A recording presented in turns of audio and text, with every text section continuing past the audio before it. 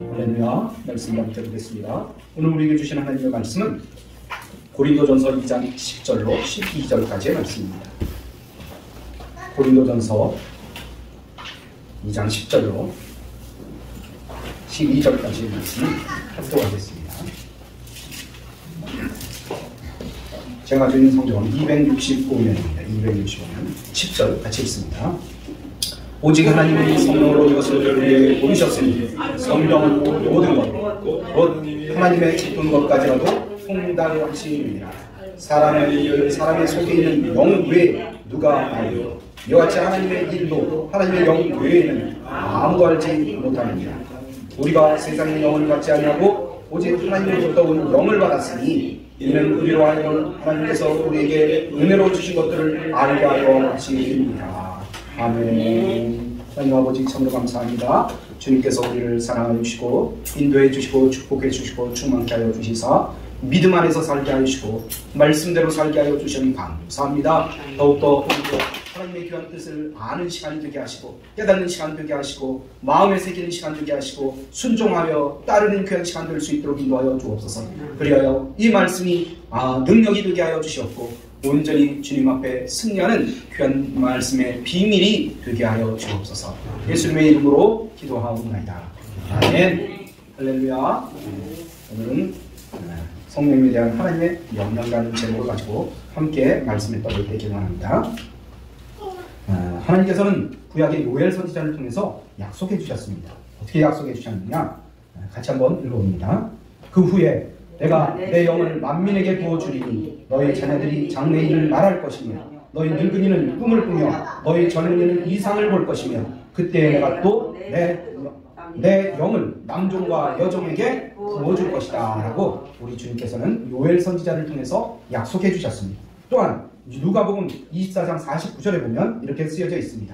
같이 읽어봅니다. 볼지어다 내가 내 아버지께서 약속하신 것을 너희에게 보이노니 너희는 위로부터 능력으로 입혀질 때까지 이 성에 머무르라 하시니라 라고 말씀하고 있습니다. 그래요. 보라는 거예요. 분명하고 확실하게 우리 주님께서는 성령의 능력을 우리에게 덧입혀 주신다고 말씀했습니다. 그러면 우리가 해야 될 일은 무엇일까요? 여기에 머무는 것입니다. 여기에서 기도하는 것입니다. 여기에서 하나님의 말씀을 듣는 것입니다. 오늘 우리는 이처럼 우리에게 약속하신 하나님 예수님께서 약속해 주신 성령을 받아야 합니다. 분명히 성령을 보내시고 우리가 받도록 하신다고 말씀에 약속해 주셨기 때문에 이 약속을 우리는 믿고 그 성령을 받아야 되는 것입니다. 특별히 예수 그리스도를 믿는 성도라면 누구든지 성령을 받아야 됩니다. 옆 사람하고 인사합니다. 성령을 받읍시다. 성령을 받아야 됩니다. 받아야 될 여러 가지 이유가 있지만 성령을 믿는 우리에게 하나님의 뜻을 이 성령을 받게 되면 성령을 믿는 우리에게 하나님의 뜻을 분별할 수 있는 그런 능력을 주시기 때문에 우리는 이 성령을 받아야 되는 것입니다. 오늘 본문 10절 말씀에 보면 오직 하나님이 성령으로 이것을 우리에게 보이셨다고 말씀합니다. 그리고 성령은 모든 것 곧 하나님의 기쁜 것이라도 통달하시느니라고 말씀하고 있습니다. 깨닫게 해주시는 거 깨닫게. 하나님의 말씀을 들어 어떤 사람은 이것이 무슨 뜻인가 이게 무슨 말하는 것인가 알지 못하지만 성령을 받으면 그 말씀이 무엇인지 깨닫게 되는 거란 말이에요. 그래서 깨달으니까 어떻게 돼요? 깨닫는 대로 행동하는 거죠. 모르는 사람들은요 말해도 소용이 없어요. 무슨 뜻인지 몰라서 어떻게 행동해야 되는지 알지 못하기 때문입니다. 여러분 사람의 속에 있는 이 생각은 그 사람의 영 이외에는 알 수가 없어요. 그래서 옛날 말에 뭐라고 이야기합니까? 10개 물속은 알아도 한 개 사람의 속은 알지 못해요. 겉으로는 웃고 있지만 그 속으로 울고 있는지 그렇지 않으면 남을 칭찬하고 있지만 속으로는 남을 비방하고 있는 건지 알 수가 없기 때문에 하나님의 일도 마찬가지입니다. 하나님의 영 이외에는 알 수 없기 때문에 우리는 하나님의 성령을 받아야 돼요. 하나님의 뜻이 무엇인지 알아야 돼요. 성령을 통해서 그 뜻을 우리는 깨달을 수 있는 것입니다. 성령을 받아야 하나님의 뜻을 우리는 알 수 있는 것입니다. 하나님의 뜻을 알더라도 그것을 행하기 위해서는 능력이 필요해요. 능력이 없으면 아무것도 행할 수 없기 때문에 우리는 능력을 받아야 됩니다. 그런데 그 성령께서는 그 능력이 되신다는 거예요. 할렐루야. 성령은 우리가 할 수 없는 일까지 하신다는 것입니다. 그래서 예수님이 사도들에게 말씀하실 때 뭐라고 말씀하셨느냐? 오직 성령이 너희에게 임하시면 너희가 권능을 받는다고 말씀하셨습니다. 성령이 임하면 우리가 권능을 받게 되는 거예요. 능력의 사람이 된다는 거예요. 말씀대로 행할 때 그 말씀에 능력이 있다는 것입니다. 그래서 우리는 반드시 뭘 받아야 된다고요? 성령을 받아야 됩니다. 또한 우리가 세상의 영을 받지 아니하고 오직 하나님으로부터 온 영, 성령을 받아야 되는 이유는 오늘 10절 말씀에 보면 우리로 하여금 하나님께서 우리에게 은혜로 주신 것들을 알게 하려 하심이라. 하나님께서 주신 것을 알려주신다는 거예요. 누구를 통해서요? 성령을 통해서 알려주신다는 것입니다. 오늘 성령께서는 우리에게 하나님께서 은혜로 주신 것들을 알게 하신다고 말씀하셨어요. 그래서 우리에게 성령을 주신다는 것입니다. 우리가 성령을 받아야 하나님의 은혜인지 아닌지를 제대로 알 수 있다는 거예요. 성령을 받지 못하면 무엇이 하나님의 뜻인지 몰라요. 악한 것들이 와서 꿰는데도 그것이 성령인 줄 알고 따라가요. 악하고 더러운 것들이 거짓으로 말하는데 그것을 고지 듣는단 말이에요. 또 그뿐만이 아니라 우리가 말하는 것, 복음을 전하는 것도 내가 가진 지식이나 지혜로 하지 아니하고 오직 하나님이에요. 성령의 능력을 이제 덧입어야 그것을 감당할 수 있다는 거예요. 그래서 전도를 해도 능력 전도를 해야 돼요.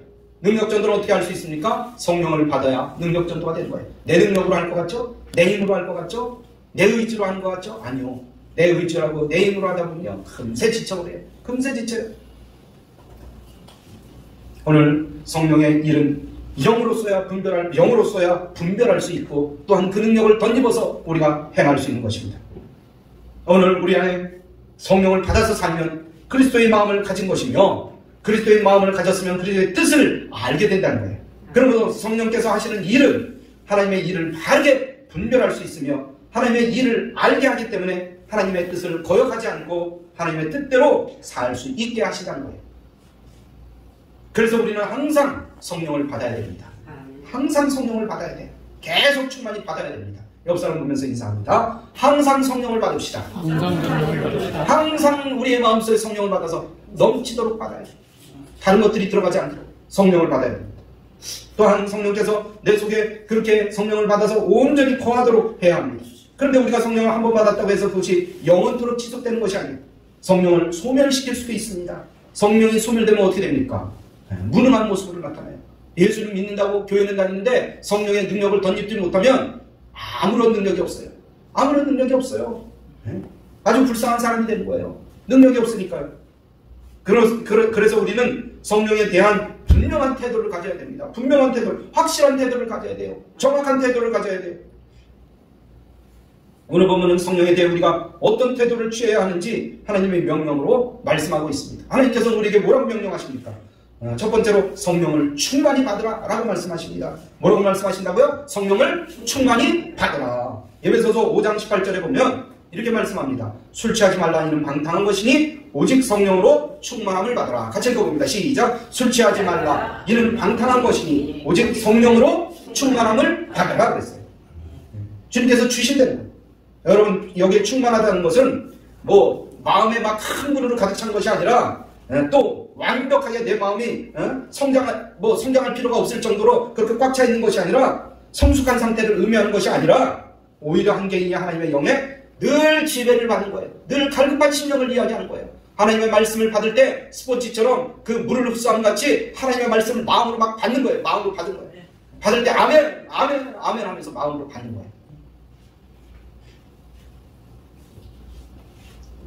이것을 다시 말씀드리면 나의 모든 본성을 성령의 능력에 완전히 굴복시키는 거예요. 내 뜻대로 살지 않고 하나님의 뜻대로 사는 겁니다. 하나님의 말씀대로 순종하고 굴복하는 것입니다. 그런데 오늘 에베소서 5장 18절의 말씀에서 보면 성령 충만을 뭐라고 비유하고 있습니까? 술 취함에 비유하고 있어요. 술 취함. 여러분 사람이 술에 취하면 어떻게 됩니까? 어떻게 돼요? 자기 생각대로 움직이지 않죠. 자기 생각대로 움직이지 않아요. 마음 먹은 대로 되지 않아요. 앞으로 걸어가려고 그러는데 비틀비틀거립니다. 비틀거려요. 남한테 막 좋은 얘기 하려고 그러는데 막 싫은 소리가 막 나가요. 예? 그런데 때로는 기분이 좋아져요. 그래서 막 노래도 부릅니다. 어떨 때는요 용기가 생겨요. 막 담대해지는 것 같아요. 그렇지만 그것은 잘못된 거예요. 우리 하나님께서는 뭐라고 평가합니까? 그것을 방탕한 삶이라고 지적하고 있습니다. 방탕한 삶. 고린도전서 5장 11절에 보면 술 취한 자는 사귀지도 말고 이런 자와는 함께 먹지도 말라라고 말씀하고 있어요. 심지어 고린도전서 6장 10절에 보면 술 취하는 자는 하나님의 나라를 유업으로 받을 수 없다고 말씀하고 계십니다. 왜 그렇습니까? 왜 그래요? 술에 취하면 자신이 평소에 하지 않던 행동이나 말을 함부로 합니다. 행동도 함부로 해요. 말도 함부로 해요. 그래서 주님께서는 그것을 지적하기를 뭐라고 지적합니까? 방탕한 것이라고 말씀합니다. 방탕. 본인은 잘하는 것 같고 본인은 용기가 있는 것 같고 본인은 뭔가 좀 하는 것 같지만 하나님 보시기에는 방탕한 것이라고 지적하고 있는 거예요. 책망하고 있는 거예요. 사실 여기서 말하는 술이라는 것은 무엇을 얘기합니까? 단순한 술을 얘기하는 것이 아닙니다. 이것은 정욕을 이야기하는 것입니다. 특별히 믿는 우리는 세상에 썩어 없어질 것에 도취되지 말고 성령의 지배를 받아서 성령의 인도하심에 따라서 살아야 된다는 것입니다. 성령이 충만하다는 것은 하나님의 사람이 되었다는 증거입니다. 또한 하나님의 영을 받아서 영생을 얻었다는 증거예요. 성령 충만과 영생입니다. 성령을 받으면 주님의 능력이 나타납니다. 어떻게 나타납니까? 담대해집니다. 사람이 담대해져요. 또 죽음까지 두려워하지 않습니다. 또 그 마음속에는 어떤 마음이 생깁니까? 감사와 기쁨이 생깁니다. 성령이 충만하면 인생의 모든 문제를 뚫고 나가요. 어려운 일이 있어도 두려워하지 않습니다. 그리고 다 뚫고 나가요. 뚫고 나가. 우선은 우리가 성령을 받되 그래서 충만히 받아야 됩니다. 충만히 받으면 받을수록 어려움이 있어도 그것을 어렵다고 생각하지 않고 할 수 있다, 하면 된다, 해보자라는 믿음으로 뚫고 나가게 됩니다. 얘는 성령을 계속 체험받음으로써 우리가 그 넘치는 성령 충만으로 모든 것을 이길 수 있다는 것입니다. 성도들은 주님 품에 안길 때까지 성령 충만을 계속 유지해야 됩니다. 성령이 충만해야 세상에 미혹되지 않고 오직 하나님의 말씀에 사로잡히게 됩니다. 성령이 충만해야 예배를 온전히 드리게 됩니다. 또한 늘 감사합니다. 또 서로 순종하고 복종합니다. 그런 삶을 살게 된다는 거예요. 그래서 우리는 계속해서 성령 충만을 받아야 해요. 성령 충만. 따라서 합시다. 성령 충만. 성령 충만. 여러분, 성령이 충만한 모든 일에 적극적인 사람이 돼요. 적극적인 사람. 성령이 충만하면 얼굴이 밝아집니다. 또 얼굴이 화사해집니다. 옆 사람 한번 보세요. 화사한지 안 한지. 이 봄에 정말 얼굴이 화사해야 되는데 다 썩은 얼굴로 나왔다 그러면 완전히 바꾸시는 여러분이 되시길 주님의 이름으로 축복합니다. 이 시간 바꿔지기를 주님의 이름으로 축복합니다. 할렐루야. 여러분, 찬양할 때도 뜨거워요. 막 박수도 열심히 칩니다. 여러분, 성령이 충만하면 마음이 너그러워집니다. 마음이 넓어져요. 하늘처럼 바다처럼 넓어집니다. 서로를 이해하게 됩니다. 서로를 용서하게 됩니다. 서로 사랑하게 됩니다. 할렐루야. 우리 모두 사랑하기를 주님의 이름으로 축복합니다. 오늘 성령의 충만을 받으라는 이 명령에 오늘도 순종하여 성령 충만한 여러분이 되시길 다시 한번 주님의 이름으로 축복합니다. 두 번째로는요, 성령을 따라 행하라 라고 말씀하십니다. 갈라디아서 5장 16절에 보면 같이 읽어봅니다. 내가 이루노니 너희는 성령을 따라 행하라. 그리하면 육체의 욕심을 이루지 아니하리라. 성도는 성령의 인도하심을 따라 살아야 됩니다. 세상 것에 따라가는 것이 아니라 성령의 인도하심을 따라 살아가야 된다는 거예요. 성령을 따라 살지 않으면 결국 어떻게 삽니까? 육체를 따라 살아요. 자기 생각대로 삽니다. 자기 뜻대로, 이익 보는 대로, 손해보는 짓은 절대 안 하고 자기의 이익에 따라 살아간다는 거예요. 여러분, 그렇게 살면 어떤 삶이 됩니까? 결국엔 믿음 없는 삶을 살게 되는 거예요. 믿음 없는 삶. 성령을 따라 살기 위해서는 우리가 성령 충만을 받아야 됩니다. 성령이 충만하면 자연적으로 성령을 따라 살게 되는 거예요. 갈라디아서 5장 16절에 보니까 이렇게 쓰여져 있습니다. 성령에 따라 살면 육체의 욕심을 이루지 않는다. 육체의 욕심은 이루지 않는다. 여러분, 육체의 일은 어떻습니까? 오늘 갈라디아서 5장 19절 이하에 보면 이렇게 기록되어 있습니다. 같이 읽어봅니다. 육체의 일은 분명하니 곧 음행과 더러운 것과 호색과 우상숭배와 주술과 원수 맺는 것과 분쟁과 시기와 분냄과 당짓는 것과 분열함과 이단과 투기와 술취함과 방탕함과 또 그와 같은 것들이라. 이런 것들이 다 성령을 따라 살지 않고 육체의 욕심을 따라 살면 이런 더러운 일들이 그 마음속에 일어난다는 거예요. 반면에 성령 충만을 받고 성령을 따라 사는 사람들과 맺는 열매는 무엇입니까? 갈라디아서 5장 22절로 23절에 보면 같이 읽어봅니다. 오직 성령의 열매는 사랑과 희락과 화평과 오래 참음과 자비와 양성과 충성과 온유와 절제니 이와 같은 것들을 금지할 법이 없느니라 라고 말씀합니다. 화가 나도 절제하는 거예요. 힘들어도 절제하는 거예요. 내가 남들에게 욕하고 싶어도 절제하는 거예요. 여러분, 사회가 후진국에서 선진국으로 갈 때 보편적으로 나타나는 것이 뭐냐면 절제예요. 절제. 후진국들은요, 절제하지 못해요. 생각나는 대로 막 해. 믿음이 약한 사람들도 절제하지 못해요. 자기 생각대로 막 움직여요. 그러나 믿음이 깊어가면 깊어갈수록 절제하는 능력이 생긴다는 거예요. 또 육신을 따른 자는 어떻습니까? 로마서 8장 5절로 7절에 보니까 같이 읽어봅니다. 육신을 따르는 자는 육신의 일을, 영을 따르는 자는 영의 일을 생각하나니 육신의 생각은 사망이요 영의 생각은 생명과 평안입니다. 육신의 생각은 하나님과 원수가 되나니 이는 하나님의 법에 굴복하지 아니할 뿐 아니라 할 수도 없습니다 라고 말씀하고 있습니다. 여러분, 육신의 생각은 사망이라고 했습니다. 그러나 영의 생각은 생명과 평안이라고 말씀하고 있습니다. 여러분, 생명을 얻고 평안을 얻는 모두가 되기를 주님의 이름으로 축복합니다. 여러분, 성령을 따라 행하면 육신의 욕심을 이루지 않습니다. 육신의 생각은 하나님과 원수가 되기 때문에 하나님을 믿는 우리의 삶은 성령을 따라 살아가야 되는 것입니다. 세 번째로는 성령을 소멸치 말라고 말씀하고 있습니다. 데살로니가전서 5장 19절에 보면 성령을 소멸치 말라라고 말씀하고 있습니다. 여러분, 성령이 소멸된다는 것은 하나님의 관계가 단절된다는 거예요. 소멸된다는 건 단절된다는 거예요. 완전히 끊어지는 거예요. 여러분, 하나님과 단절되는 것은 무엇을 의미합니까? 죽음이에요. 죽음이에요. 여러분, 그 연료를 집어넣고 가는 자동차가 배터리를 넣고 가는 자동차가 배터리가 떨어지면 어떻게 됩니까? 금세 산 것 같은데요. 전혀 움직이질 않아요. 휘발유차도 마찬가지예요. 경유차도 마찬가지예요. 여태까지는 잠시 전까지는 엄청나게 가속도를 붙이고 왔는데 기름이 똑 떨어지니까 시동도 안 걸려요. 시동도 안 걸린다는 얘기는 뭐예요? 죽었다는 얘기예요, 자동차가. 그러나 배터리가 충전이 되고 휘발유가 충전이 되고 경유가 충전되면 어떻게 됩니까? 시동이 쫙 걸려요. 언제 그랬냐 듯이 충전이 딱 되면 아주 건강한 차처럼 이렇게 시동이 나요. 사람도 마찬가지예요. 마치 사람도 성령이 충만했을 때는 연료가 충만한 것과 마찬가지예요. 배터리가 충만히 충전된 것과 마찬가지입니다. 그러나 방전되면 안 돼요. 그러면 방전되기 전에 자동차는 어떻게 됩니까? 자동차는 방전되기 때문에 방전하는 만큼 계속해서 충전을 시킵니다. 자동차 연료가 떨어지지 떨어질 것 같으면 이 게이지를 보고서 연료를 계속 집어넣어요. 그래야 자동차는 움직입니다. 아무리 능력 있는 사람도 성령 충만하지 않으면 아무것도 못해요. 자동차도 마찬가지 아닙니까? 배터리가 다 방전되거나 연료가 다 완전히 없어져 버리면 아무리 운전을 잘하면 뭐합니까? 아무리 길을 잘 알면 뭐합니까? 갈 수가 없고 움직일 수가 없는데, 그러므로 우리는 성령 충만을 계속해서 받아야 되는 것입니다. 그리고 성령을 소멸치 말게 해야 되는 것입니다. 여러분, 구약성경에 보면 하나님께 가장 사랑받았던 사람이 누구냐면 다윗이에요. 다윗. 하나님의 마음에 합한 사람, 하나님의 마음에 들은 사람, 그 사람이 바로 다윗이란 말이에요. 그는 사무엘 선지자로부터 왕으로 기름 부음을 받았습니다. 사무엘상 16장 13절에 보면 이렇게 쓰여져 있습니다. 사무엘이 기름 뿔병을 가져다가 그의 형제 중에서 그에게 부었더니 그날 이후로 다윗이 여호와의 영에게 어떻게 됐다고요? 크게 감동됐다고 했어요. 성령 충만을 받으니까 마음에 감동이 있어요. 여러분, 예배드리면서 성령 충만하니까 눈물을 흘리면서 기도합니다. 찬양합니다. 말씀을 듣습니다.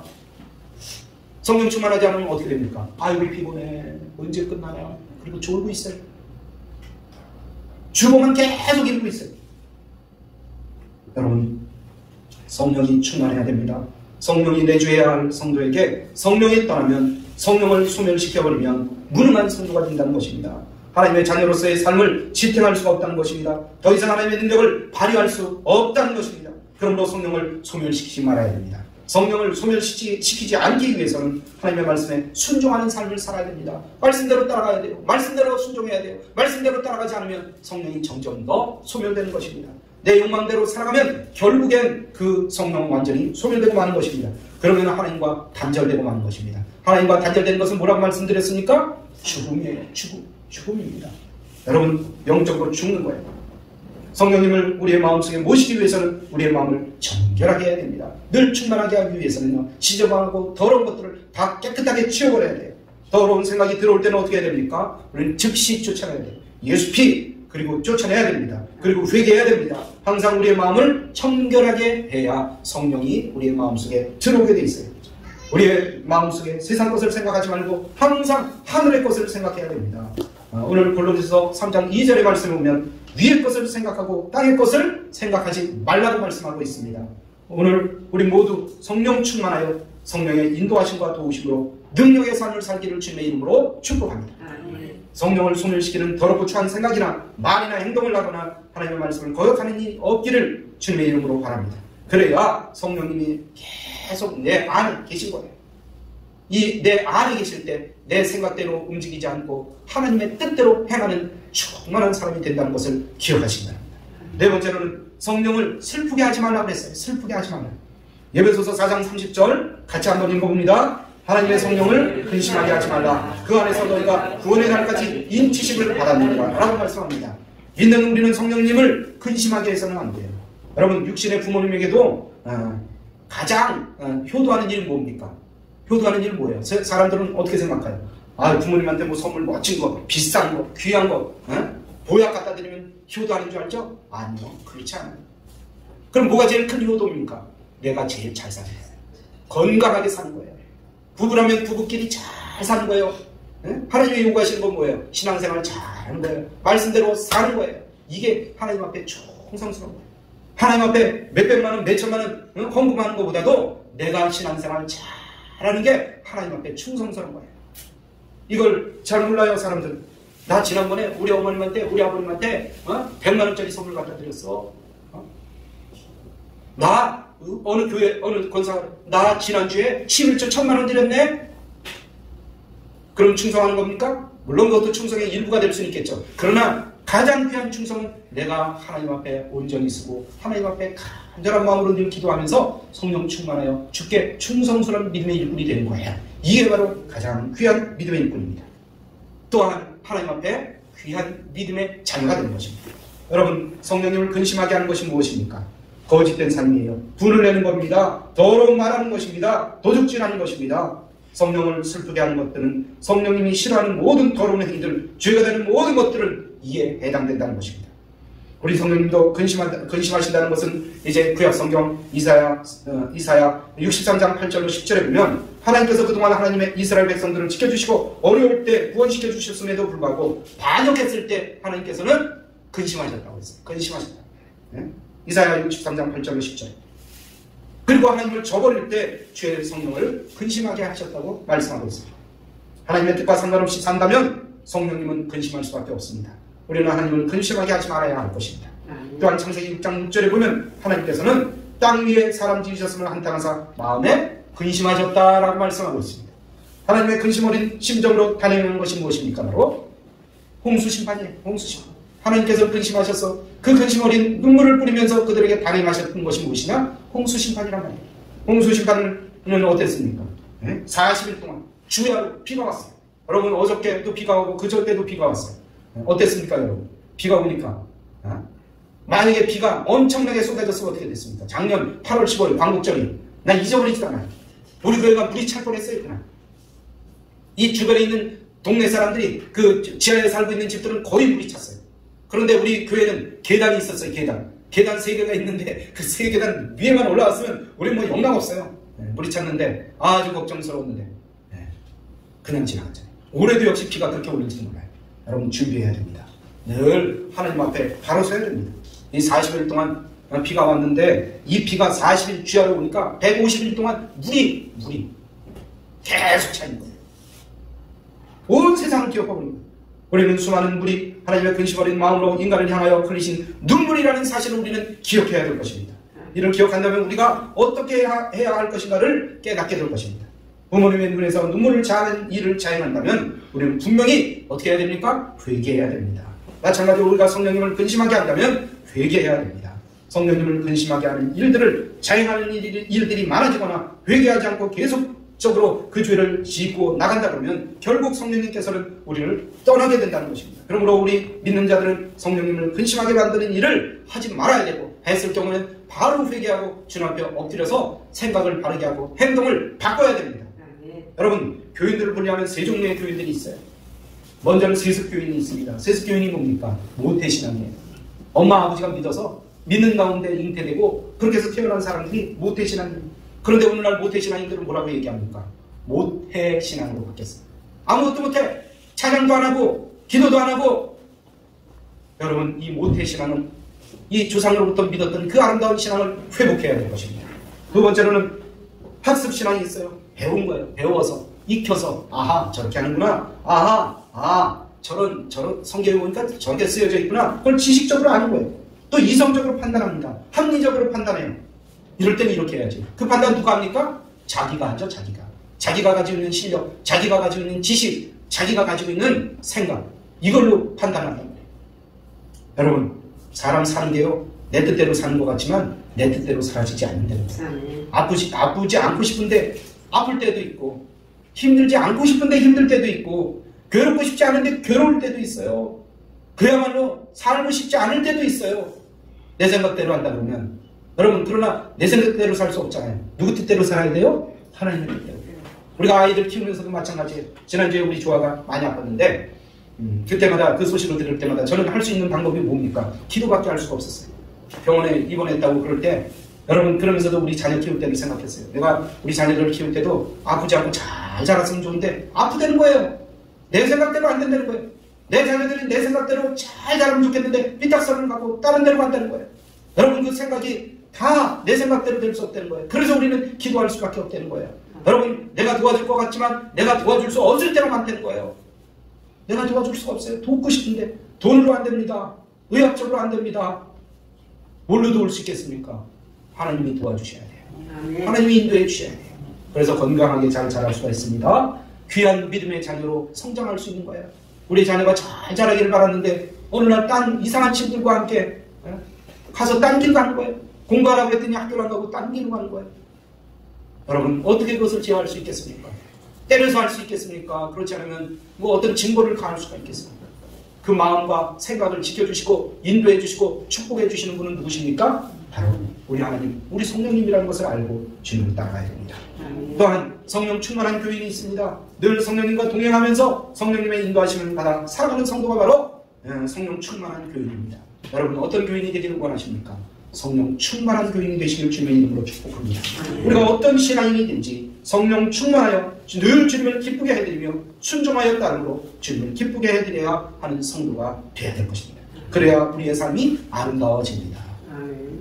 복스러운 삶을 살게 되는 것입니다. 이 삶을 사시기를 주님의 이름으로 축복합니다. 이제 결론의 말씀을 드립니다. 오늘 우리는 성령님에 대해서 우리가 가져야 할 태도에 대해서 하나님의 명령에 대해서 살펴봤습니다. 하나님께서는 성령을 통하여 믿는 우리에게 주시는 말씀이 무엇입니까? 첫 번째로는 성령을 충만히 하더라. 두 번째로는 성령을 따라 행하라. 세 번째로는 성령을 소멸치 말라. 네 번째로는 성령을 근심하게 하지 말라. 라는 명령이었습니다. 믿는 우리 모두는 이 말씀에 순종하여 항상 성령 충만한 삶이 되어야 합니다. 그리하여 하나님께서 예비해 주신 축복을 받아야 됩니다. 또한 그 삶이 늘 평안하여 기쁘고 행복한 삶이 되시기를 주님의 이름으로 축원합니다. 축원합니다. 이 말씀 생각하면서 간절한 마음으로 주님 앞에 기도하는 시간 같습니다.